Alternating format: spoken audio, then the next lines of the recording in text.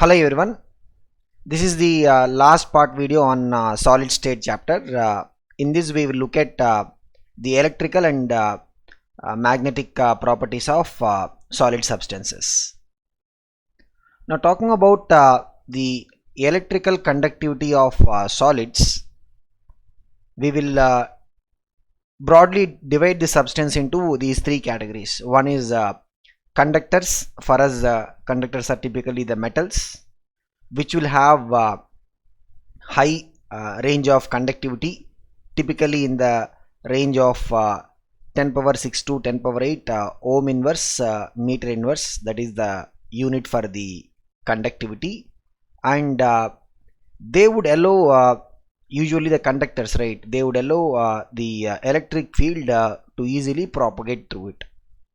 And the other extreme is insulators, which will have very low electrical conductivity, which will be in the range of 10 power minus 10 to 10 power minus 20 ohm inverse meter inverse. In between the two, so typically the insulators are non-metals, so non-metals will be insulators. We'll talk about the reason why there is so much difference in terms of the electrical conductivity. So in the solid electrical conductors, the conductivity is because of the availability of the free electrons or mobile electrons. So if we have free electrons or mobile electrons, then that is the reason for the electrical conductivity when we talk about the solid conductors. So if you look at in between these two extremes, one is the conductors, second is the insulators. In between these two we have the semiconductors. So if you look at the room temperature, the conductivity or values of semiconductors will be exactly in between that of the metals and insulators. And here the broad range values, right, they do vary. So what we can understand in terms of their conductivity values is that it will be in between that of the metals and insulators. And they do allow, since we look at the in between values, they will be allowing some amount of electric current to pass through them at the room temperature conditions. Now if you look at the conductivity of current in solids, this happens because of the free electrons or the mobile electrons.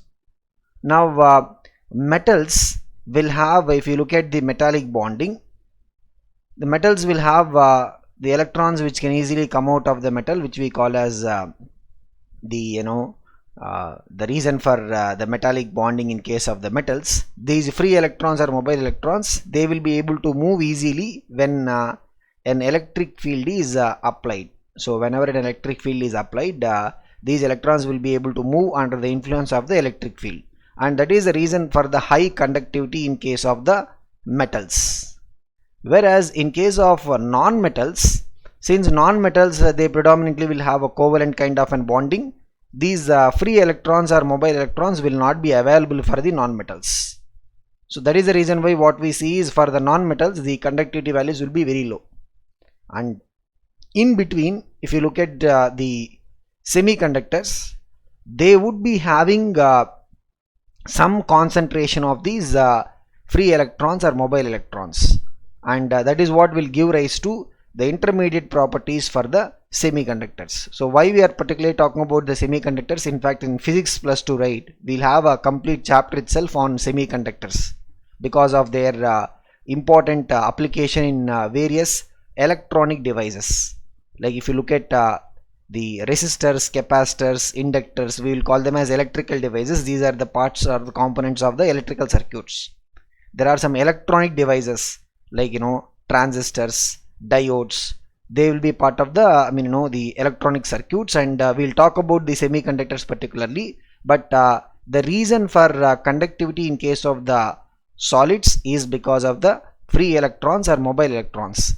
Because in next chapter, electrochemistry, we will talk about the conductivity in case of the liquid solutions, either in the molten state or in the aqueous solution.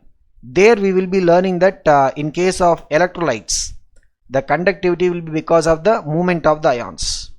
So this is what we have in terms of the conductivity in case of the solids.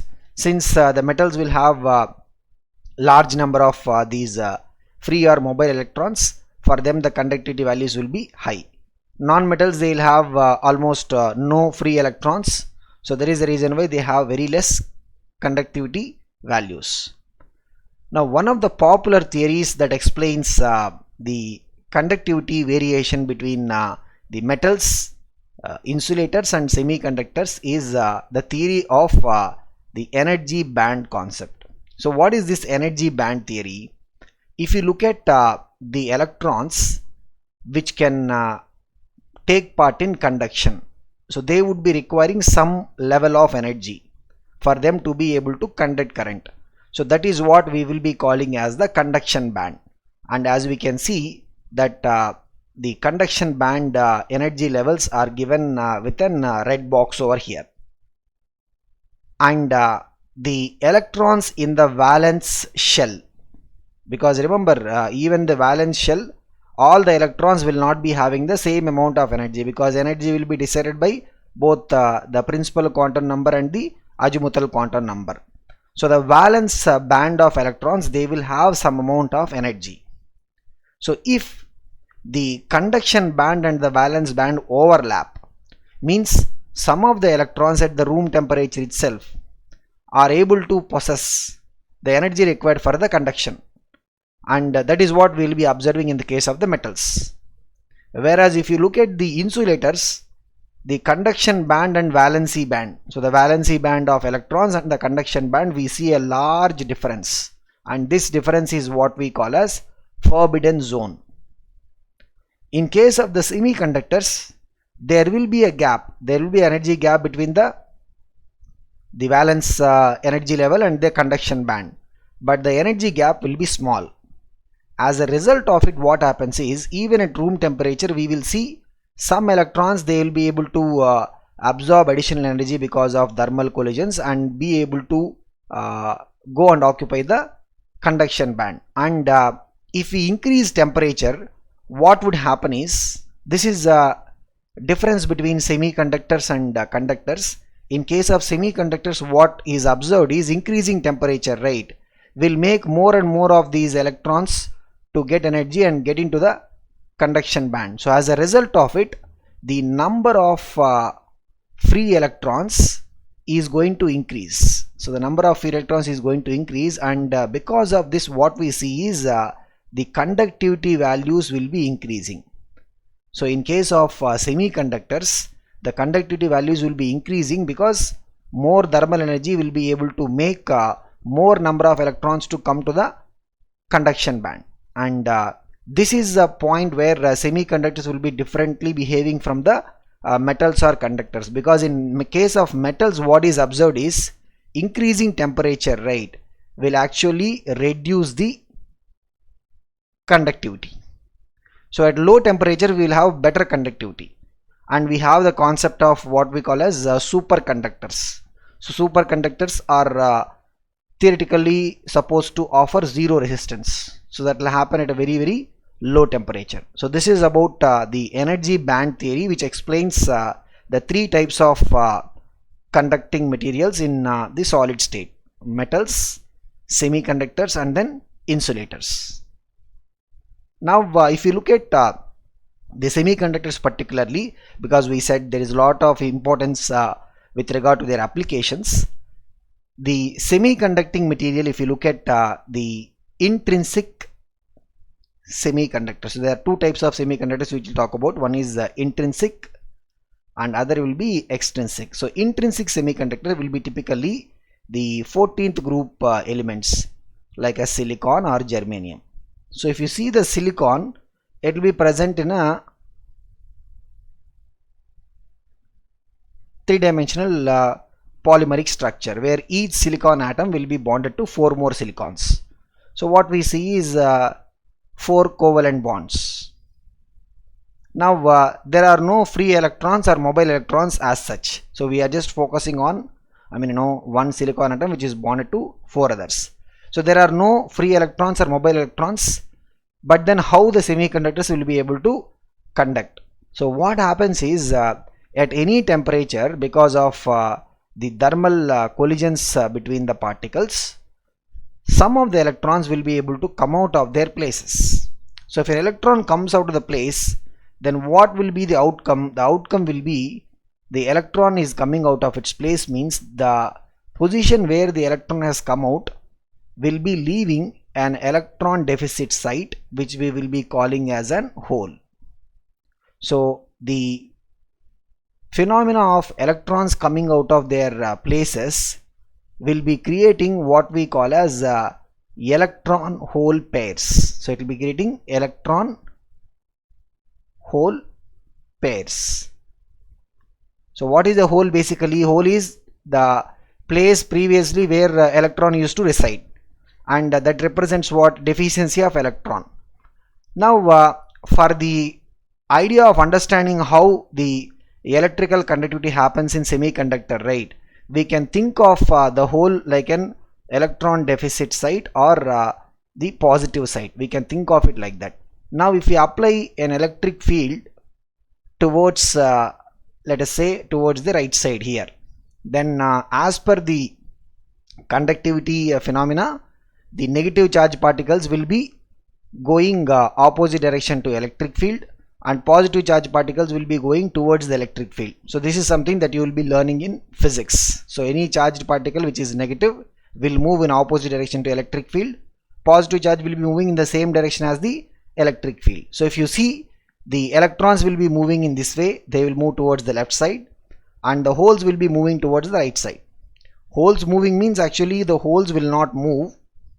What would happen is, another electron from nearby place, right, it will jump into this hole, thereby in the overall what we see is as if the hole is moving towards the right side. So the conductivity in case of semiconductors, right, is because of both movement of electrons and holes. Both of them will be contributing for the conductivity. But the thing is, intrinsic semiconductors like silicon, germanium, the concentration of the holes and electrons will be less, and this would not be able to give rise to considerable values of conductivity. Now we can increase this conductivity by using the concept of what we call as doping. So what is doping? Doping is because the conductivity is due to the electrons and hole combination. So we can increase the conductivity by increasing the concentration of these particles or the entity that is able to conduct current. So how we will achieve it? So we can see, if we have a pure silicon structure vis-a-vis silicon where small or trace amounts of arsenic. So arsenic is what? 15th group element, and this, by the way, we are calling it as what? N-type doping. We will discuss about that. Or in the other scenario, we are adding some small or trace amount of boron. So this type of doping we will call it as P-type doping. Here we will be adding some small amounts of the 13th group elements. So to 14th group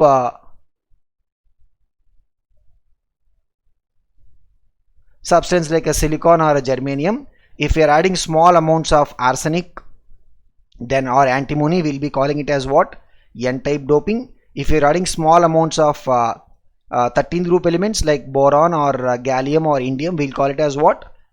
P-type doping. Now what happens because of this doping? Why are we saying first of all small amount or trace amount? So the reason why we must add only small amount or trace amount is, the amount of arsenic or in this case boron we are adding must not disturb the lattice arrangement of the silicon. So what should be happening is, this arsenic or boron must just go and sit in the place of the silicon. So what happens if arsenic is going and occupying the place of silicon? Remember previously we saw this position was previously taken by the silicon. This silicon was required to form how many bonds? 4 bonds. Now arsenic also will be, because it is sitting in the same place, it will be forming 4 bonds. But remember, arsenic, what is the number of valence electrons? 5 electrons. It is using only 4 electrons for the bonding. So it is now having 1 extra electron left out. Now normally itself this silicon will have certain number of electrons and holes, because remember, when an electron comes out, one hole is created. So the number of electrons in case of normal silicon or germanium, right, intrinsic semiconductors, number of electrons will be equal to number of holes. But here what is happening is, in addition to the normal electrons and holes combination, we are going to get extra electrons. Now extra electrons does not mean that the overall substance is becoming negative. The overall substance is not becoming negative. We will be having extra mobile electrons. So as a result of it, right, if you see the mobile charge carriers, we will be having more number of negative mobile charge carriers. That is why it is called as what? N-type doping. And this is happening because of what? The valency of arsenic. So arsenic, after filling the requirement of silicon, which is forming 4 bonds, arsenic will be left over with one more electron.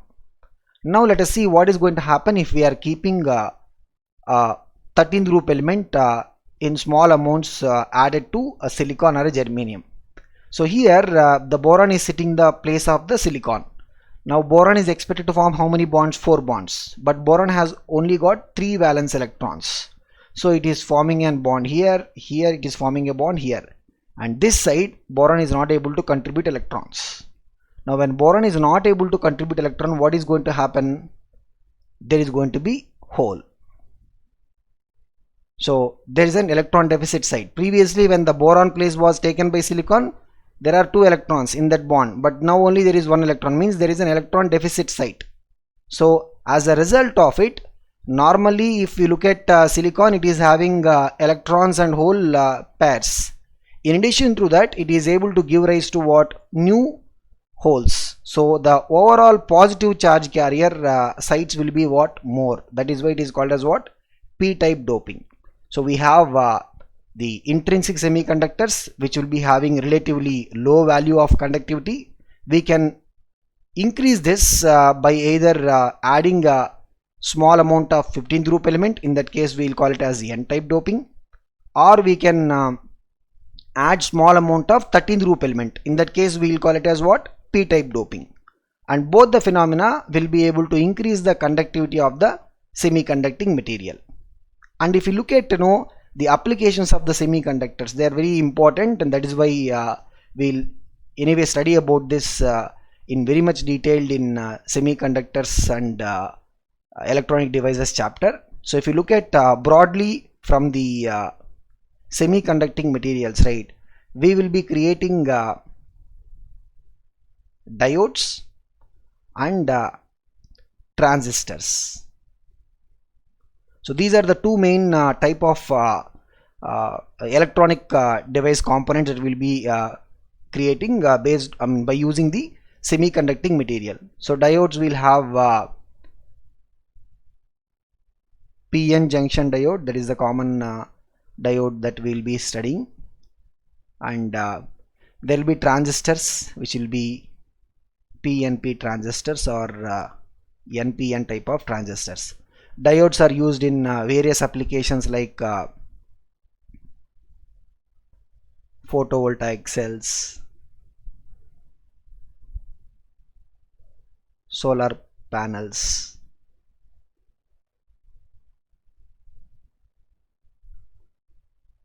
Zener diode, and various applications of the diodes. And transistors are mainly used in amplifiers and switches.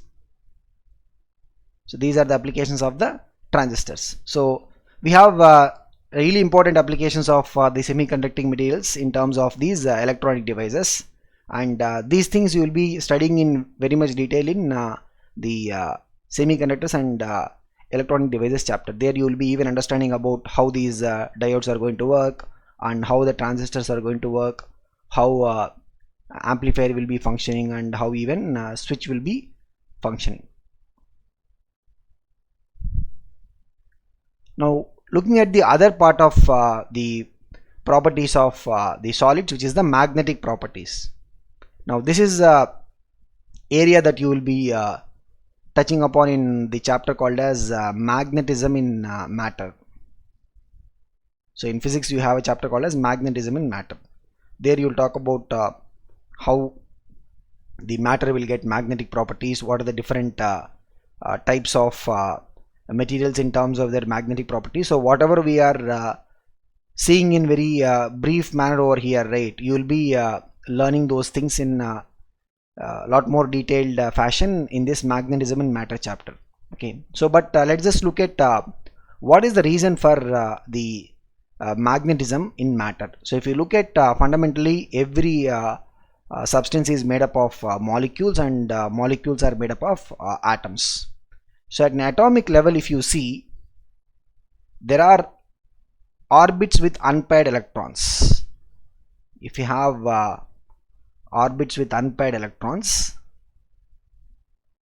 then those unpaired electrons are like or the orbits which are having the unpaired electrons, these are like current carrying coils, and such orbital motion will be associated with the magnetic properties. So in physics you will learn that each of these unpaired electron orbit, right, you can be treating it as equivalent to very short bar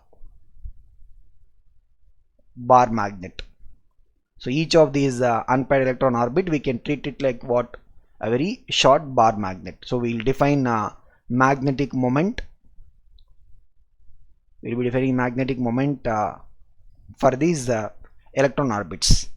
And the other reason is the spin of the electron. So this is what we will call as the spin magnetic moment. So we'll have orbital magnetic moment and then spin magnetic moment.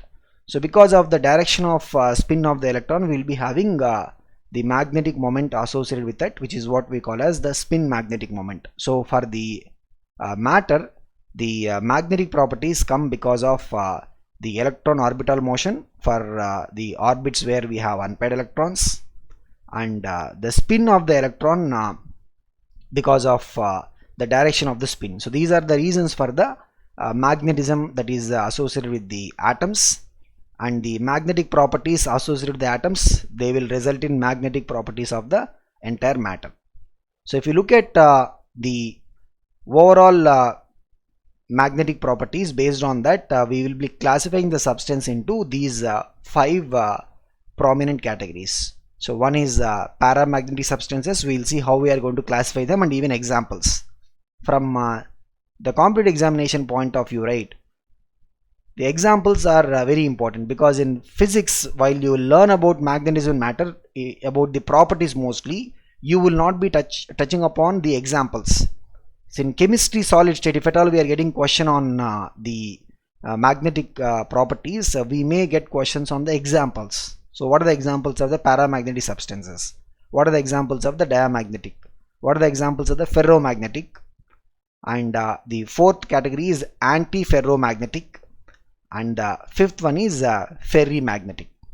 So the types of magnetic materials will divide into these 5 categories: paramagnetic, diamagnetic, ferromagnetic. I am sure the first, second and third we would have heard about them in our +1 also some chapters, right? Like in chemical bonding also we would have touched upon that. Like remember what we used to say, that O2 is actually what? Paramagnetic. So a lot of theories have predicted O2 to be diamagnetic, but only the molecular orbital theory, so that is the only theory that was able to explain the paramagnetic nature of O2 molecule. Ferromagnetic, these are highly magnetic materials. Then we have these 4th and 5th types, which we will cover it.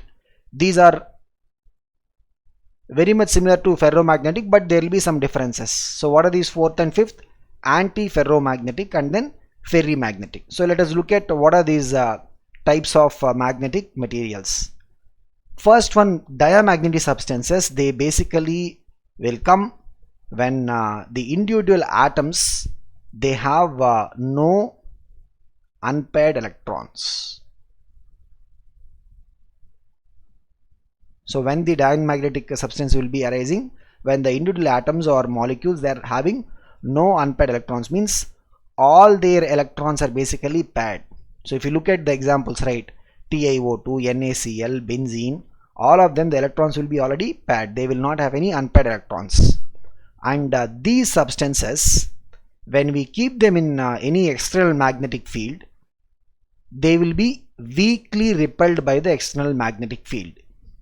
So they will be weakly repelled by the external magnetic field, and the reason for the diamagnetic nature is because of they will not have any magnetic properties. Diamagnetic materials, they will not have any magnetic properties, and the reason for the existence of no magnetic properties is because all their electrons will be paired. So and all those molecules or compounds where the electrons are totally paired will be diamagnetic substances. Of course, we have an exception, O2. Only as per the molecular orbital theory, we will see that O2 will be having unpaired electrons. So the substances where we have the presence of unpaired electrons will basically be having paramagnetic nature. And examples, as we know, O2 is one popular example that we already covered. Other than O2, we have Cu2 plus, Fe3 plus. Fe3 plus, remember, in we'll study about this in D block and F block chapter. Fe3 plus will be having 5 unpaired electrons. So all those particles or ions or molecules or atoms that are having unpaired electrons, they will be having paramagnetic properties. And paramagnetic substances, they will be weakly attracted by the magnetic field. Means if we are keeping the paramagnetic substance in any external magnetic field, they will be weakly attracted by it. And the thing is, once we remove this magnetic field, so whatever the magnetic field that we are creating, we remove it, means we will see that the paramagnetic substance also, they will be losing their magnetic properties. So usually they will not retain the magnetic properties. So once we remove the applied magnetic field, means they will be losing their magnetic properties. So this is what we will see in case of the paramagnetic substances. So usually what will happen is, each of the atom or molecule having unpaired electron, we can treat it like one magnetic dipole. So in a paramagnetic substance, generally, right, these dipoles will be in different orientations.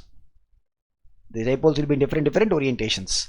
And when we apply a magnetic field, means we will see that all of them will be orienting in the direction of the applied magnetic field. And this happens only to a partial extent. That is why they will be weakly attracted by the magnetic field. And we have the next type of substances, which are ferromagnetic substances.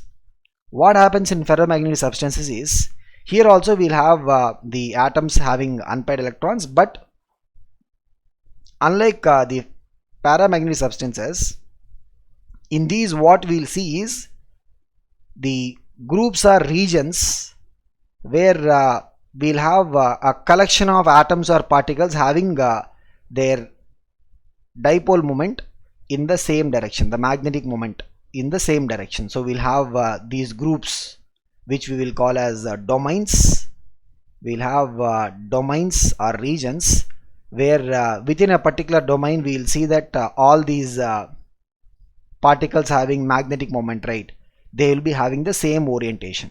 So as a result, what happens is, if we apply some magnetic field, then quickly these domains will be able to orient, and the magnetization, so to say, will be more effective in case of the ferromagnetic substances. So we will see the ferromagnetic substances, once they achieve the magnetism, they will be able to retain it even once the magnetic field is removed.